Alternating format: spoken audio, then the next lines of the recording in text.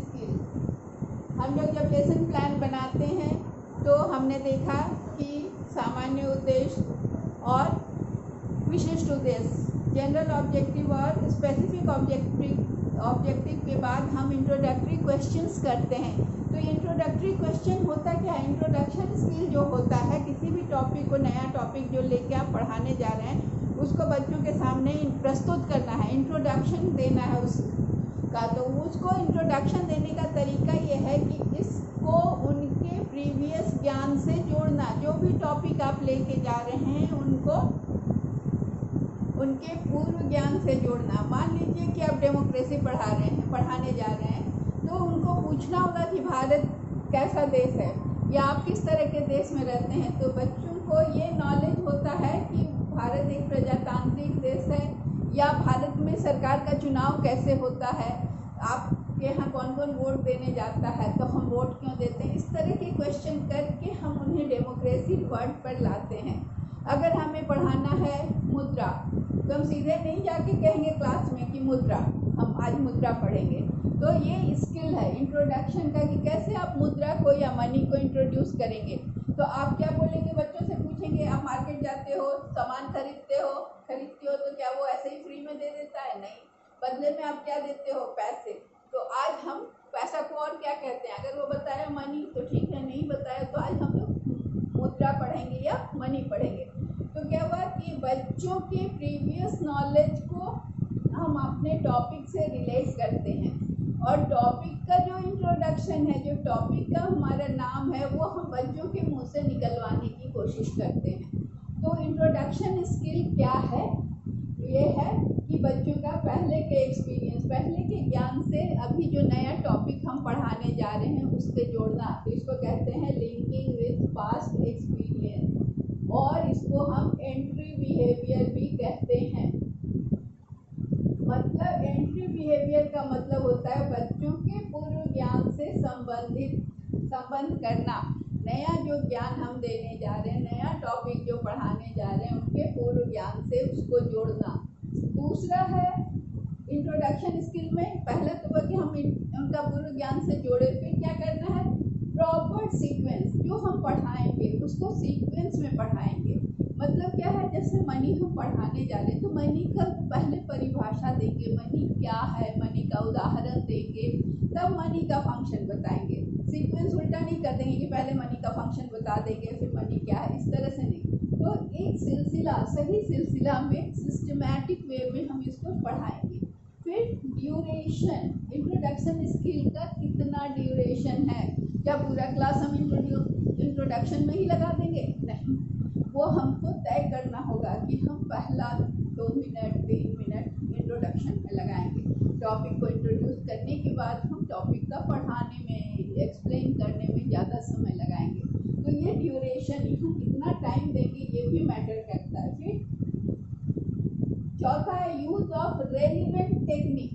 मतलब जो हमको पढ़ाना है, जो टॉपिक पढ़ाना है, उससे जुड़ा हुआ, उसके हिसाब का टेक्निक हम प्रयोग करेंगे पढ़ाने के लिए। अब मैथ्स वाले का टेक्निक अलग होगा, साइंस वाले का टेक्निक अलग होगा, हिस्ट्री वाले पढ़ाएंगे तो उनका अलग टेक्निक होगा। सबका इंट्रोडक्शन का स्किल का टेक्निक एक जैसा नहीं होगा।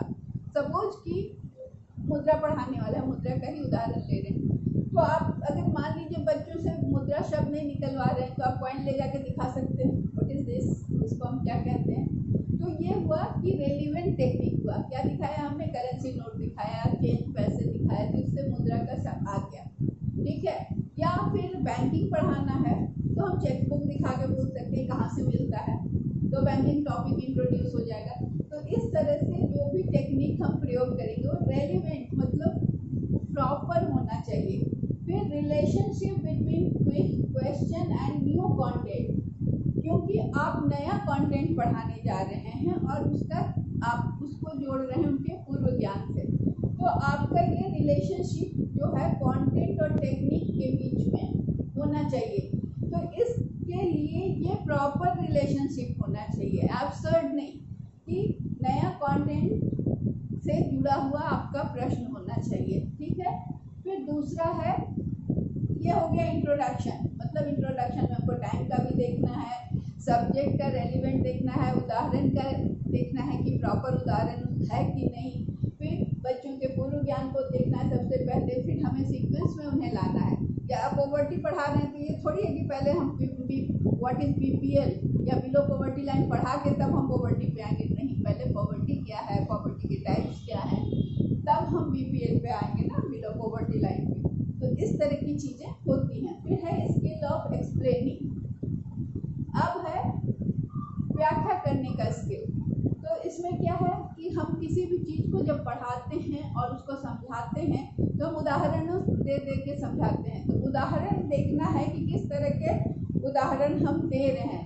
तो उदाहरण ये नहीं कि बहुत डिफिकल्ट उदाहरण दिए, सिंपल और रेलिवेंट उससे मिलता जुलता उदाहरण देकर हम समझाते हैं।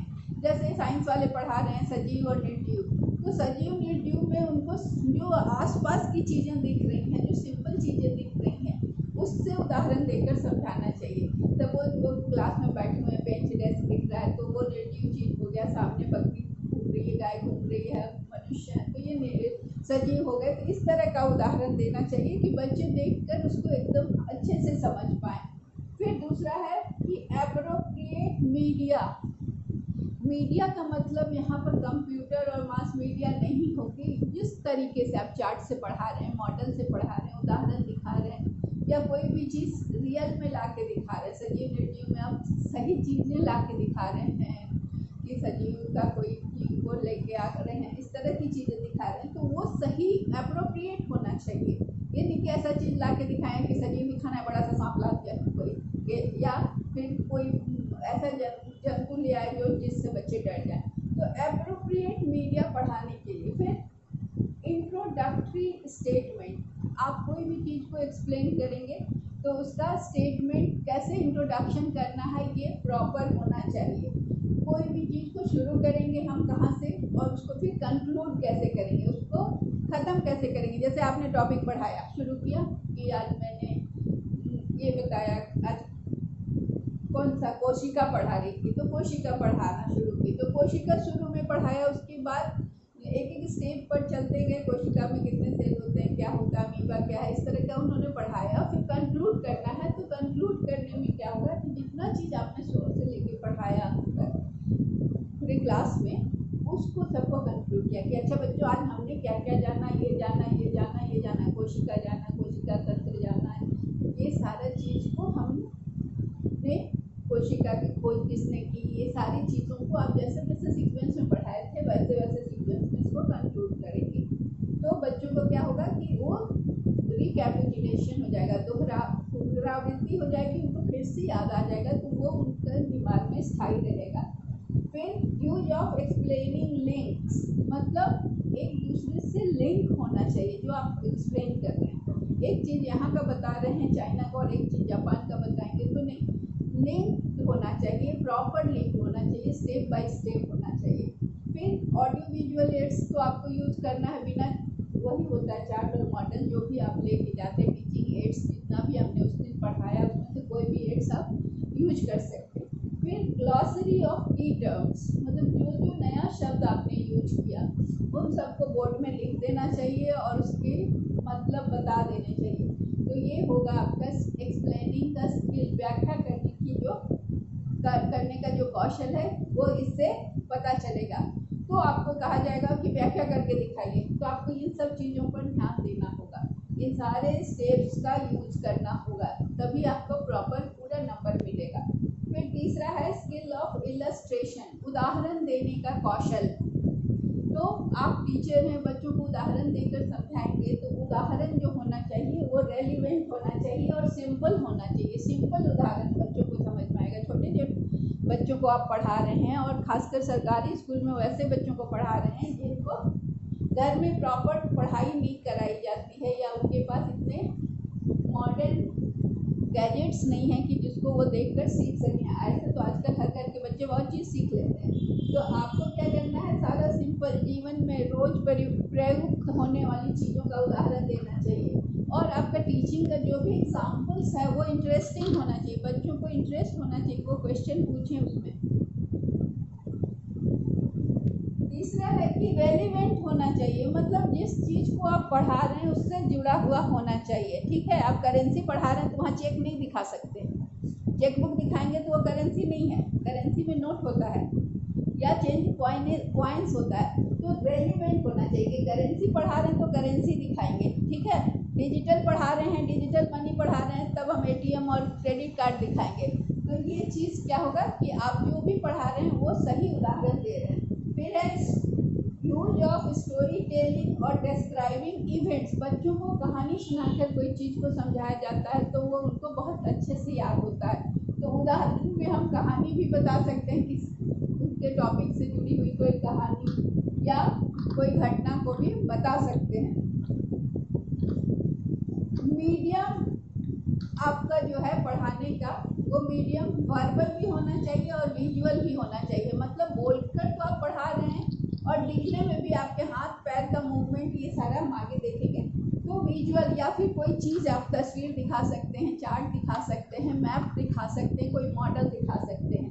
उदाहरण के लिए जैसे आप प्लांट्स का पार्ट्स पढ़ा रहे हैं तो आप एक प्लांट को लेके आ सकते हैं गमले में और बता सकते हैं कि रूट कहाँ होता है, शूट कहाँ होता है और उसके लीव्स क्या हैं, ये सारी चीज़ों को आप दिखा सकते हैं। तो क्या हुआ, ये विजुअल हो गया, पढ़ाने का उदाहरण विजुअल हुआ। फिर बच्चों का पार्टिसिपेशन करा सकते हैं। बच्चों को क्लास में इंटरैक्टिव बनाना बहुत ज़रूरी है ताकि उनका ध्यान क्लास में बना रहे। तो इसके लिए क्या करेंगे, आप बच्चों को भी ला सकते हैं। आपने लाया प्लांट और बच्चों से को बुला लिए सामने और बोले बताओ इसके पार्ट्स बताओ, प्लांट्स के पार्ट बताओ, कौन सा पार्ट क्या है। तो इस तरह से आप उनका पार्टिसिपेशन कराकर भी उदाहरण स्किल ऑफ इलस्ट्रेशन का प्रयोग कर सकते हैं।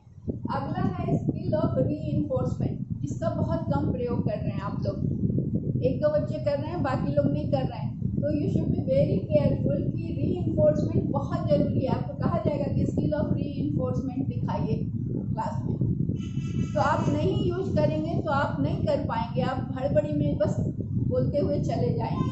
तो रीइंफोर्समेंट में क्या है कि क्लास में जब आप बच्चों से क्वेश्चन पूछते हैं तो जब क्वेश्चन का जवाब मिलता है तो उसको जब आप कहते हैं good, very good, excellent, yes, तो इस तरह का चीज़ जो होता है उसको हम कहते हैं पॉजिटिव वर्बल्स, जिसमें आप बच्चों को एनकरेज करते हैं, पॉजिटिव बोलते हैं। दूसरा है पॉजिटिव नॉन वर्बल्स, जिसमें आप बोलते नहीं हैं लेकिन आप मुस्कुराते हैं, सिर हिलाते हैं, तो बच्चों को लगता है कि टीचर खुश हैं, टीचर को मेरा आंसर पसंद आया। तो ये हो गया पॉजिटिव नॉन वर्बल्स। तो ये इसका भी प्रयोग आपको करना है।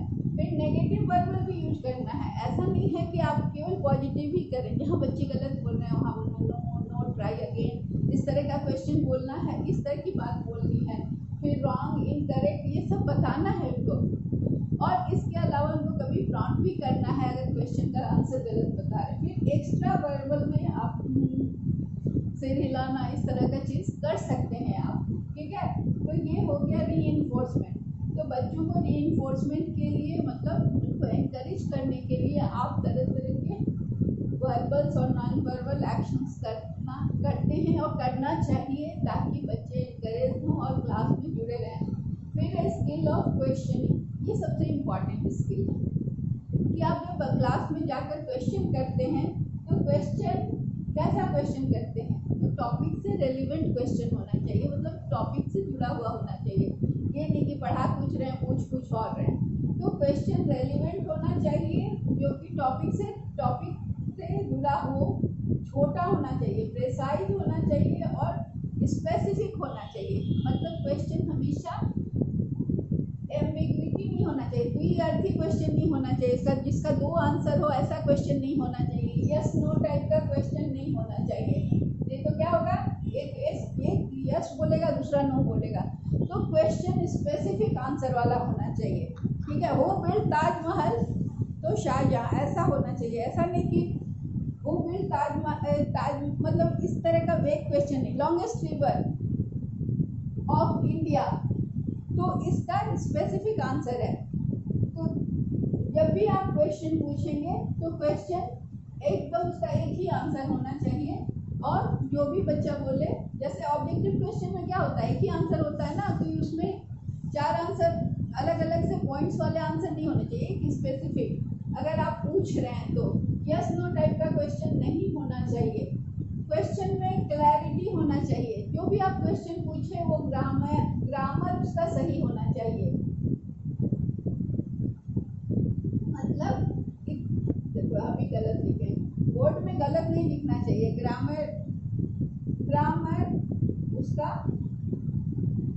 सही होना चाहिए, मतलब उसका टेंस सही होना चाहिए, उसका लैंग्वेज सही होना चाहिए। फिर क्वेश्चन जो होना चाहिए वो पर्पसफुल होना चाहिए, क्लास में टाइम पास नहीं करना चाहिए। ऐसा क्वेश्चन पूछना चाहिए जिस पर डिस्कशन हो, बच्चे 2-3 बच्चे उसका जवाब दें, फिर उससे क्लैरिटी आए कि क्या क्वेश्चन था और इसका क्या सही आंसर होगा। सो हमेशा क्वेश्चन का एक ग्रेड होना चाहिए, और क्वेश्चन पूछने से पूरी क्लास को क्वेश्चन पूछना चाहिए। ऐसा नहीं कि क्वेश्चन एक बच्चे को पूछना चाहिए, जो जवाब दे रहा है उसी से क्वेश्चन पूछना चाहिए, नहीं, पूरी क्लास को क्वेश्चन थ्रो करना है। ऐसा नहीं कि किसी एक पर्टिकुलर व्यक्ति को। और क्वेश्चन का आंसर देने के लिए हर बच्चे को हाथ उठाना चाहिए और पर्टिकुलर बच्चे से पूछना चाहिए। क्लास में घूमते हुए भी क्वेश्चन पूछना चाहिए, हर बच्चे को शामिल करना चाहिए। ऐसा ना लगे कि टीचर का ध्यान सिर्फ तेज बच्चों की ओर, क्योंकि क्लास में तो सब तरह के बच्चे हैं ना, स्लो लर्नर भी हैं, तेज भी हैं, तो आपको तो सबको लेके चलना है, आप सबके टीचर हैं, तो सब बच्चे को इम्पोर्टेंस मिले। और जब भी क्वेश्चन में आप किसी से भी कहीं से भी पूछोगे तो हर बच्चा अलर्ट रहेगा, क्योंकि उसे लगेगा कि कभी भी हमसे क्वेश्चन पूछा जा सकता है। तो इसके लिए आपका क्वेश्चन जो होना चाहिए वो पूरे क्लास को लेके चलने वाला होना चाहिए, और आप टीचर हैं तो हर बच्चे को लगे कि वो इम्पॉर्टेंट है। क्वेश्चन का लेवल कैसा होना चाहिए, तो लोअर लेवल में क्वेश्चन और व्हाट और how, who wrote the book, Godan, इस तरह का क्वेश्चन, तो रिकॉल और रिकॉग्निशन टाइप का क्वेश्चन होना चाहिए। फिर क्वेश्चन मीडियम लेवल का जब क्वेश्चन होता है तो उसमें लिखने वाली चीज़ें आती हैं, इंटरप्रिटेशन, एक्सप्लेनेशन, कंपैरिजन और रिलेशनशिप बताने के लिए जो क्वेश्चन होता है। तो इसमें क्या होगा कि इस तरह का क्वेश्चन को लिख के बच्चे बताएंगे, एनालाइज और सिंथेसिस करेंगे। लेकिन वो सूची, कोई चीज़ों की सूची बता सकते हैं, लिस्ट बना सकते हैं, कैटेगराइज कर सकते हैं, कुछ चीज़ों को क्लासीफाई कर सकते हैं, मेटल नॉन मेटल को क्लासीफाई कर सकते हैं। तो इस तरह का क्वेश्चन आपको देना चाहिए। उसके बाद क्या है कि अगला है स्टिमुलस वेरिएशन। स्टिमुलस वेरिएशन में क्या होता है कि आप जब क्लास में हैं तो एकदम एक जैसा खड़े होकर पढ़ाएंगे तो आपका क्लास में क्या होगा, बच्चे को अच्छा नहीं लगेगा, नीरस हो जाएगा, मोनोटोनी हो जाएगी। तो टीचर को क्लास में घूमते रहना चाहिए, मूवमेंट करना चाहिए, इधर उधर बच्चों से पूछना चाहिए। तो सबसे पहले तो आपका क्लास में मूवमेंट होना चाहिए, कभी बोर्ड की ओर गए, कभी क्लास की तरफ देखे, कभी बच्चों की ओर गए, कभी चार्ट को दिखाए, इस तरह की चीज़ें होनी चाहिए ताकि क्लास में बच्चे अटेंटिव रहें। दूसरा क्या है कि जेस्चर्स जो आपका है, तो जेस्चर्स में चेंज होना चाहिए। कभी आप मुस्कुरा रहे हैं, कभी आप सीरियस हैं, कभी आप बच्चों के साथ कभी जोक भी क्रैक कर दे रहे हैं। तो मतलब माहौल को एक खुशनुमा बना के रखना है, बच्चे को ऐसा ना लगे कि हिटलर आ गया क्लास में, अब सब थर-थर काँप रहे हैं। ये ऐसे टीचर अच्छे टीचर नहीं माने जाते, जिनसे बच्चे हिम्मत ना करें बात करने की, या जिससे बच्चे क्वेश्चन ना पूछ सकें डर से, ऐसे टीचर को अच्छा टीचर नहीं माना जाता। तो बच्चों को कंफर्टेबल कीजिए अपने साथ क्लास में, उनसे बात करके, उनके बारे में पूछकर, उनको कभी लाइट मूड में भी रहना है, खाली पढ़ाई पढ़ाई पढ़ाई नहीं। तो अपने जेस्चर्स को बदलिए, कभी आप उनके साथ थोड़ा खुश भी हो लीजिए, उनकी किसी बात पर हंस भी लीजिए, और बच्चों को भी कभी हंसा लीजिए, लेकिन हमेशा नहीं, ये सब थोड़ा थोड़ा होना चाहिए। फिर वॉइस का पिच बदलना है। वॉइस का पिच बदलने के लिए क्या करना होगा, कभी आप धीरे बोलेंगे, कभी लाउड बोलेंगे, कभी क्वेश्चन के फॉर्म में पूछेंगे। तो इससे क्या होगा कि आपका टोन, वॉइस का पिच तेज या कम, टोन कभी सॉफ्टली बोल रहे हैं, कभी हार्श भी हो रहे हैं, डांट भी रहे हैं। क्लास का अगर डिसिप्लिन गड़बड़ा रहा है तो डांटना अलाउड है, लेकिन इंसल्ट नहीं करना है।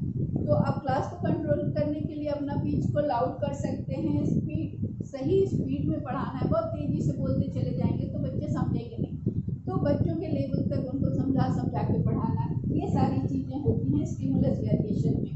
फिर क्या है कि फोकसिंग वर्बल मतलब क्या है कि बच्चों को बोलकर उनका ध्यान अपनी तरफ खींचना, जैसे लुक हियर, सी हियर, इस तरह की चीज़ें जो है ना, इसको हम कहते हैं कि बच्चों का ध्यान खींचना। चार्ट दिखा रहे हैं, सी हियर, दिस इज, मतलब this is amoeba, this is cell, इस तरह की चीज़ें आप दिखाएं और बच्चों का ध्यान खींचें।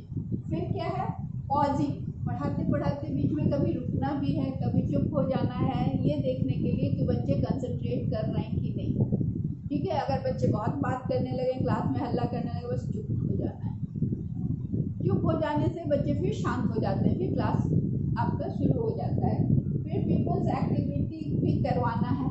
स्टिमुलस वेरिएशन में क्या होता है कि एक लगातार क्लास में बैठे बैठे एक तरफ से टीचर पढ़ा रहा है, बच्चे चुपचाप बैठे हैं, तो वो क्लास नीरस हो जाता है, पैसिव हो जाता है, निष्क्रिय हो जाता है।